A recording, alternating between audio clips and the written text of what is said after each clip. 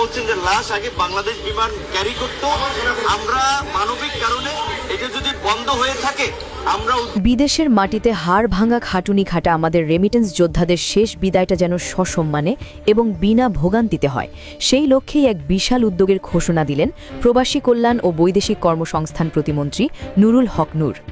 গত মঙ্গলবার প্রবাসী কল্যাণ ভবনে আয়োজিত এক অনুষ্ঠানে তিনি জানিয়েছেন, এখন থেকে প্রবাসীদের নিথর দেহ বিদেশ থেকে সম্পূর্ণ বিনা খরচে দেশে ফিরিয়ে আনার পরিকল্পনা বাস্তবায়ন করতে যাচ্ছে সরকার।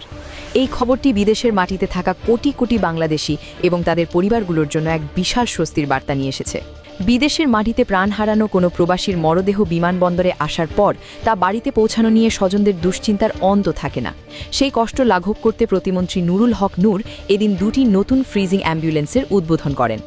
আগে সরকারের বহরে ৩টি বিশেষায়িত গাড়ি ছিল, এখন আরও ২টি যুক্ত হওয়ায় মোট ৫টি ফ্রিজিং অ্যাম্বুলেন্সের মাধ্যমে হজরত শাহজালাল আন্তর্জাতিক বিমানবন্দর থেকে দেশের যে কোনো প্রান্তে দ্রুততম সময়ে মরদেহ পৌঁছে দেওয়া সম্ভব হবে।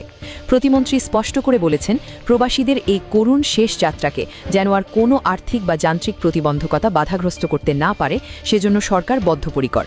নিবন্ধিত প্রবাসীদের জন্য ১৩ লাখ টাকার বিশাল সহায়তা। অনুষ্ঠানে প্রতিমন্ত্রী একটি অত্যন্ত গুরুত্বপূর্ণ বিষয়ে দৃষ্টি আকর্ষণ করেছেন, যা প্রতিটি প্রবাসীর জানা জরুরি। যারা জনশক্তি কর্মসংস্থান ও প্রশিক্ষণ ব্যুরো বা বিএমইটির অধীনে যথাযথ নিয়ম মেনে বিদেশে যান, কোনো দুর্ঘটনায় বা বিদেশের মাটিতে তাদের মৃত্যু হলে সরকার তাদের পরিবারকে ১৩ লক্ষ টাকা পর্যন্ত আর্থিক সহায়তা প্রদান করে। এছাড়া বিমানবন্দর থেকে নিথর দেহ সংগ্রহের সময় তাৎক্ষণিকভাবে দাফন ও আনুষঙ্গিক খরচের জন্য ৩০ থেকে ৩৫ হাজার টাকা পর্যন্ত নগদ অনুদান দেওয়া হয়। তবে আক্ষেপের বিষয় হল, অনেক প্রবাসী ভাইবোন সঠিক প্রক্রিয়া না মেনে বা রেজিস্ট্রেশন ছাড়াই বিদেশে পাড়ি জমান, যার ফলে বিপদের সময় তাদের পরিবার এই বিশাল সরকারি সুযোগ সুবিধাগুলোর থেকে বঞ্চিত হয়। তাই প্রতিমন্ত্রী প্রবাসীদের প্রতি আকুল আবেদন জানিয়েছেন যেন তারা সবসময় সরকারি চ্যানেলে নিবন্ধন করে বিদেশ যান। সেবার পরিধি বাড়বে চট্টগ্রাম ও সিলেট বিমানবন্দরেও। বর্তমানে ঢাকার শাহজালাল বিমানবন্দরে এই সুবিধা থাকলেও খুব শীঘ্রই তা চট্টগ্রাম ও সিলেটের আন্তর্জাতিক বিমানবন্দরেও বিস্তৃত করা হবে। এর ফলে আঞ্চলিক পর্যায়ে মরদেহ পৌঁছাতে সময় অনেক কমে আসবে এবং মরদেহের মর্যাদা রক্ষায় আরও কার্যকর ভূমিকা রাখা সম্ভব হবে। ১.৫ কোটিরও বেশি বাংলাদেশি বর্তমানে বিদেশের মাটিতে শ্রম দিয়ে দেশের অর্থনীতির চাকা সচল রাখছেন। তাদের শেষ বিদায়ে রাষ্ট্রের এই সক্রিয় অংশগ্রহণ কেবল একটি দাপ্তরিক কাজ নয়, বরং এটি তাদের ত্যাগের প্রতি রাষ্ট্রের এক অনন্য স্বীকৃতি।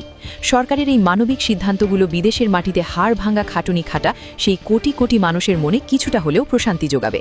প্রবাসীদের প্রতি এই সম্মান ও মমতা আগামী দিনে আমাদের রেমিটেন্স প্রবাহকে যেমন ত্বরান্বিত করবে, তেমনি বিদেশের মাটিতে বাংলাদেশের ভাবমূর্তিও উজ্জ্বল করবে।